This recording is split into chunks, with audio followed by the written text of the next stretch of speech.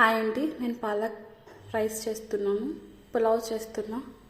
So దాని ingredients onions, పచ్చిమిర్చి, బఠానీ, ఆలు, పాలక్ కట్ చేసుకొని పెట్టుకున్నాను. ఇవన్నీ నేను ఇంకా మీ దగ్గర ఏమైనా కూరగాయలు ఉన్నా కూడా అవన్నీ కట్ చేసుకొని వేసుకోవచ్చు. ఏమున్నా కూడా వేసుకున్నాను. నేను ఒక టూ బైట్స్ ఆనియన్స్ వేసుకున్నా. ఇప్పుడన్నా నేను ఇది కొంచెం పింక్ కలర్లో వచ్చే లోపల పచ్చిమిర్చి అలా వేసుకున్నామండి. జస్ట్ అలా పింక్ ఆఫ్ సాల్ట్, కొంచెం సాల్ట్ వేస్తే కొంచెం రెడ్గా త్వరగా ఇది అయిపోయింది.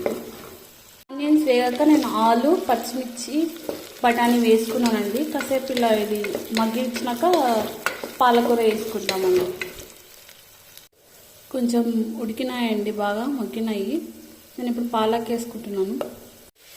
పాలక్ వేసుకున్నానండి.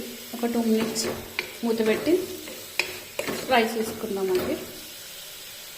నేను పాలకూర మగ్గినాక రైస్ వేసుకున్నాను అండి. 2 cups ఆఫ్ రైస్ వేసుకున్నాను.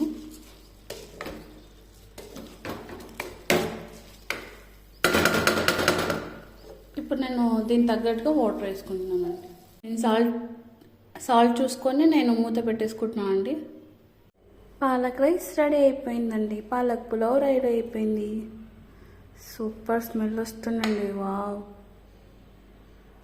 పాలక్ పులావ్లోకి కూడా రైతా వేసుకోవచ్చు, బట్ నేను చేసుకోలేదు టైం లేక. నేను ఇలాగే తినేస్తాను, నాకు ఇలాగే నచ్చుతుంది.